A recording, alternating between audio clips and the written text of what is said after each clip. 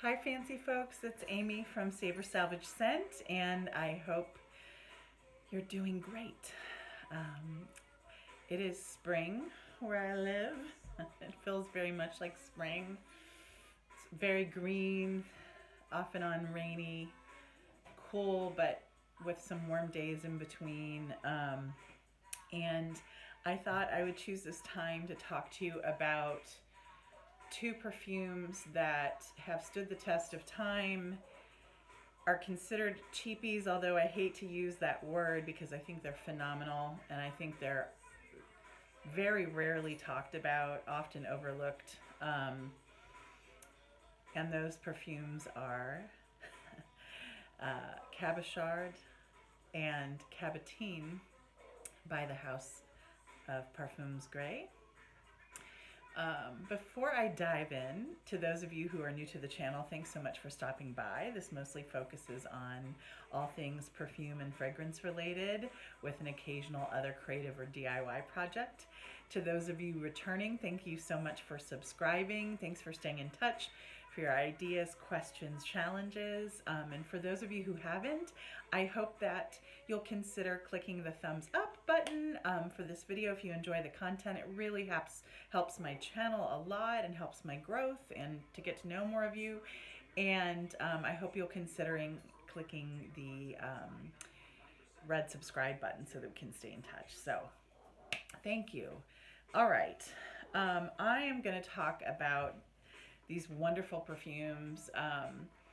For those of you who don't know, I've been collecting perfume for about 30 years, probably about 15 or 20, really seriously.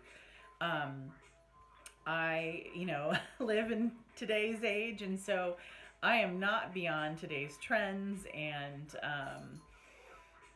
the things that are being explored now through perfumery. But as much as I love all of those things and probably love more than the common person, I also sometimes get tired of today's trends, or at least them feeling sometimes almost all the same. And it's really interesting when I smell some of these vintage perfumes. So for those of you who don't know, I'm interested in vintage fashion and vintage perfumes. I don't know if you can hear my little cat lately. Her name is Paris. And whenever I seem to make a video lately, she's just like flirty, crazy, making purring kind of flirt noises. Anyways, there she is. She perhaps enjoys the perfumes today. Anyway, I love some of these vintage scents, and for those of you who aren't kind of familiar with my take on all this, I think that you should wear what you love, no matter how the perfumes are marketed, whether they're marketed to women or men, etc. I personally think some of these vintage scents take risks and are gutsier than most modern scents. So here's an intro to Gres for those of you who aren't familiar. I should say, I am not a native French speaker. Most of you know that. I have a particular friend who is really, really wonderful at French. And when she listens, I am going to heed her advice.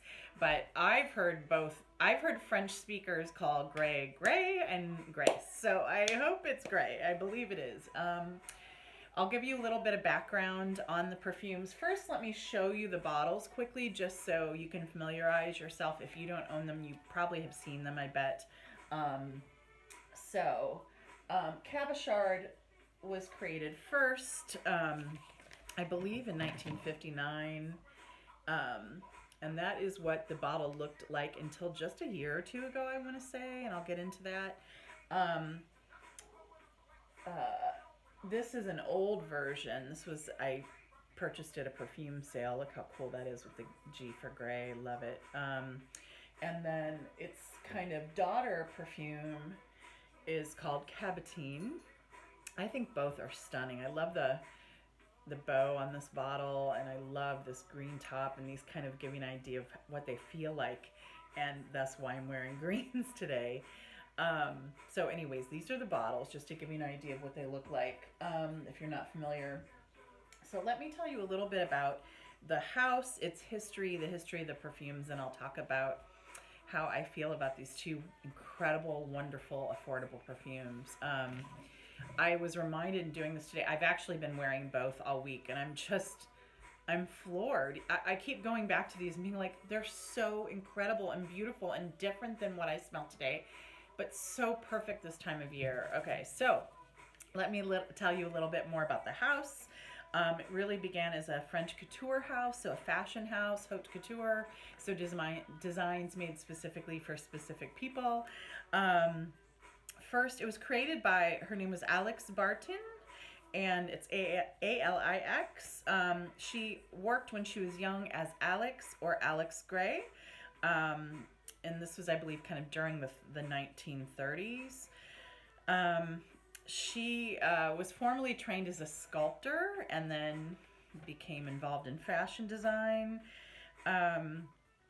She became known for creating haute couture for really famous people such as Marlene Dietrich, Greta Garbo, Jackie Kennedy, and the list goes on, royals, etc. So one interesting thing I found out was the name Gray was actually not her last name or her partner's last name. It was her husband's. It was an anagram, so kind of a rearrangement of part of his name. And interestingly, sadly, it sounds like when she kicked off the house, he left not long after. I believe he was Russian and a painter, so not surprising, two interesting artists, and this making way for her, her singular creations. So my understanding is the house started as Alex or Alex Gray. It then became just the House of Gray, and I believe that the house did well until, I want to say, like the 60s or 70s. It sounds like it was purchased by a Japanese company in the 80s and was somewhat in existence until, I believe, the last clothing shop closed in Paris in the early 10s, so like 2010, 2012, something like that. So, the fashion, it sounds like, was known for really, really sculptural, beautiful pleated pieces, but often that showed a little skin as kind of part of the design, which I thought was really cool. Really beautiful fashion. If you have a minute to Google it and look at her pieces, if you're not familiar, really, really beautiful. So the two scents I'm going to talk about today, the first one is Cabochard, and my understanding is that's kind of the signature fragrance of the house. That was created first in 58 or 59. And then the second scent, Cabochard, was created kind of as its daughter, and I'll get to that in a minute, in 1990. So both of these I just think are incredibly outstanding. The scents are around the same price. You can find this bottle is still available on the internet, a lot of places, for around $14, $15. 3.4 ounce, incredible value. And same price for, so now it's in a newer bottle that looks much more like this, but with a black top or bow instead, and is around $17 to $20 online. That's the most you're probably going to spend to find these. Occasionally, I've seen this at places like TJ Maxx, even for cheap, for $12, $13. And same with this. You can find Cabochard online really affordably from $12 to $20. But again, sometimes you can find it at discount stores. I cannot believe they are at discount stores. They're so wonderful. So first I'm going to talk about Cabochard, again, created in, I think, 59 by Bernard Chant. So for those of you who do not know him, incredible nose, who had created everything from Aramis scents to Clinique's Aromatics Elixir, to many for Estee Lauder, including Cinnabar, Alliage, Azure, beautiful.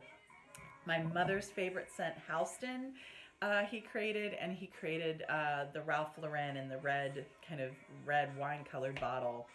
I love almost all of them that well, I should say, I love all of them that I've tried. There are a few I haven't tried. So just an incredible nose. Cabochard means stubborn, which I love. And first, I'll say for both of these scents, I find them, again, I think you should wear what you like no matter what. One of my favorite YouTube providers' names is Lanier Smith. And he always says, wear what you love, not what you think you should like. And I love that saying, and I think it's so true. I would say personally, as far as the way my nose works, I find both of these to be perfectly unisex, but especially this one. I actually think if Cabochard was created today, this would be marketed as a men's scent. Why? Both are considered chypres. So my French-speaking friend will remind me, and I cannot say it. It really sounds more like sheep in French. What makes a chypre? The jury's kind of out, honestly. But when I read about chypres, there are 3 or 4 main things that create this kind of a quarter family. One is oak moss. Oak moss to me is actually the most prominent or important part of that family. I think almost every chypre I've ever smelled, actually maybe every chypre I've ever smelled, smells like oak moss to me. Smells earthy, dry often, mossy but dry somehow. So oak moss is really important. Often there's a citrusy scent. It can be lemon, it can be, not verbena, but bergamot. So that kind of bright, citrusy smell.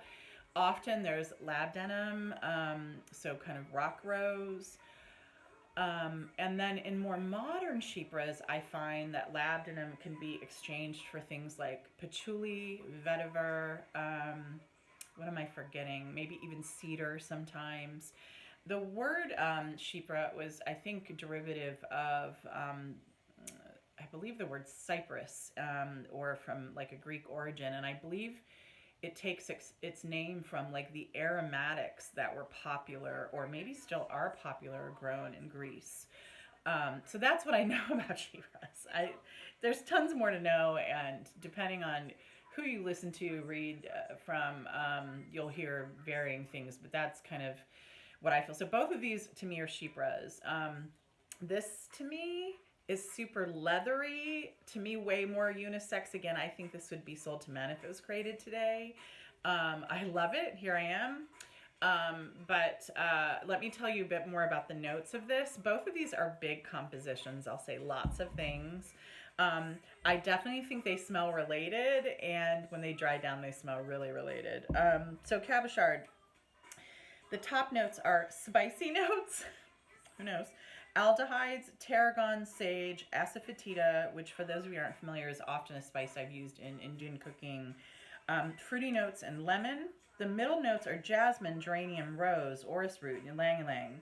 The base notes are leather, oak moss, tobacco, patchouli, vetiver, musk, sandalwood, amber, and coconut. What I get from this is like aldehydes. So those of you who aren't familiar with aldehydes, they're in the natural and chemical world, and aldehydes vary greatly. So when people say aldehydes all smell like one thing, I'm like, no, they can be very different. Some aldehydes smell citrusy and sparkling or champagne-like. Some, from my understanding, can smell like rot. Like, it really depends on what type of aldehyde. But often in perfumes, there's like a sparkling quality or like a soapy quality. And so what I get in this is like soapy aldehydes. I get definitely the mossy or oak mossy nature. I get leather and tobacco. It is wonderful. To me, this is most perfect in the fall, but on cool spring days like today, it's awesome too. And I think this could be a signature scent worn by a man or a woman, anybody in between in the gender spectrum, anybody, who cares? It could be worn and loved in a signature scent. I think it's incredible. I have that on my left hand. And yeah, I get leather, soapy aldehydes, definitely a little of the tobacco. All these other things play in the composition, but those are the things that stand out most. And the oak moss. So both of these to me are very earthy and green smelling. This is a bit more dry than Cabotine. So Cabochard, wonderful, affordable, fabulous, gorgeous. Oh, I wish more people wore it and talked about it. And I kind of want to hoard it because I'm afraid it might go away, even though it's been here so long. All right, in comes Cabochard. This was created not till 1990. And this is around the same price, really, really affordable. The nose is Jean-Claude Delville, who works for IFF, International, is it Flavors and Fragrances? IFF creates scents to do with almost everything, food to home products to perfume, huge group. And my understanding is this was supposed to be created as kind of like a daughter of, or a younger Cabochard. It's interesting. This bottle gives the impression that it's really like almost for teens or young, or but I would say you have to kind of have had some time in this earth to develop your nose to appreciate this one too. But I'll tell you what, try it because it's incredible. This starts out a bit more kind of green, floral, younger definitely than Cabochard at first, but to me when it dries down they're very similar. I'm going to tell you about this. This might even be a bigger composition, more things in the composition. So the top notes are coriander, orange blossom, black currant, cassia, plum, tangerine, and peach. The middle notes are tuberose, hyacinth, carnation, ginger, jasmine, ylang ylang, freesia, rose, iris, heliotrope, violet. The base notes are vetiver, blackcurrant again, civet, musk, sandalwood, cedar, amber, tonka bean, and vanilla. So many things. This was marketed to be kind of created around a really special scent, which is called the ginger lily, or I think they call it butter lily. That is from the mountains, I think, of the Himalayas. So really cool. And when the nose was kind of challenged to create this, what he was trying to create was something light but tenacious. I would say both of these are tenacious. Like, there are things within this that feel light, like some of the kind of citrus, some of the florals that come out, but it lasts. I mean, compared to most of today's perfumes, that's one of the reasons I think both of these are just a tremendous value. You don't smell like everybody else. If you don't like oak moss and aldehydes, you might not like these, but I'm telling you what, they're incredible to me. So some say that this is a dupe of Tender Poison, which I think is hilarious because this was created in 90, and I think Tender Poison wasn't created until like, I want to say 94, 95. So what does that tell you? Yeah, I don't know why these are so overlooked. I don't know if it's because many of us grew up seeing them as kids and seeing them in discount stores, so they've been, discounted in our minds. They're both, I can't even tell you how good I feel like I smell today, how wonderful they are in the spring and fall. I mean, again, I think anybody could wear them year round. This to me is definitely, compared to Cabochard, less leathery, it's got definitely more of like the brightness and the florals, but it definitely, especially after it dries down, gets a little powdery. Definitely has some aldehyde, chypre kind of feel going on. But I mean, they're related. I love the way they're talked about as like parent and daughter. So just tremendous, beautiful scents. I would love to hear from more of you about if you wear these. I have a few friends via other kind of perfume pages that I know, Mr. Martin, you know who you are, who wear these. A few really great YouTubers have talked about them. Super Jacob, let's see, oh gosh, there's a woman named Agnes something. Oh, she's wonderful too, who's talked about one of these. I think both of them talked about Cabochard, though very few people talk about Cabochard. So I would love to hear from you, to learn anything about them that you might know that I do not, to know if you wear them. Do you wear anything else created by Gres? There's like a rose scent. There's a few flankers of Cabochard.